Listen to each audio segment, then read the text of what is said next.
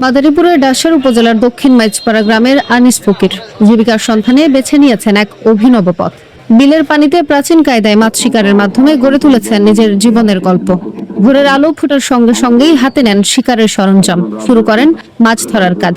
সকাল 7টা থেকে দুপুর 12টা পর্যন্ত প্রতিদিনই তিনি ডুবোজাল পদ্ধতি ব্যবহার করে মাছ শিকার করেন। তার এই বিশেষ পদ্ধতিতে দেশীয় প্রজাতির বিভিন্ন ধরনের মাছ ধরা পড়ে। প্রতিদিনই তিনি 500 থেকে 700 টাকার মাছ শিকার করেন, যার কিছু পরিবারের খাবারের জন্য ব্যবহার করেন এবং বাকিটা বিক্রি করে সংসারের চাহিদা পূরণ করেন।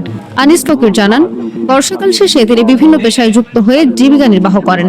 দীর্ঘদিন ধরে এভাবেই তিনি নিজের জীবনকে এগিয়ে নিয়ে যাচ্ছেন।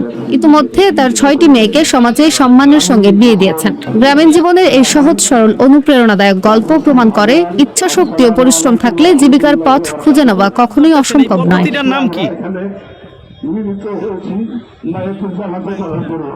দুবাই জাল। তো আপনি কত বছর যাবত এই মাছ ধরেন এখানে? 7-8 বছর। তো এই পদ্ধতি কি আশেপাশে তো কোথাও দেখি না, আপনি একাই কি ধরেন? এখানে কি পরিমাণে মাছ প্রত্যেক দিন পান? বিক্রি করেন, এরপরে বাকি যা থাকে ওটা কি খাবার জন্য নেন? বাড়ির খাবারটা হয়? প্রত্যেকদিন কয় ঘন্টা মাছ ধরেন?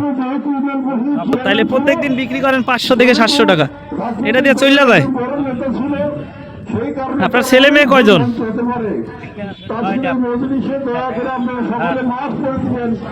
ও তাই, আর মেয়ে কি সব বিয়ে দিছেন?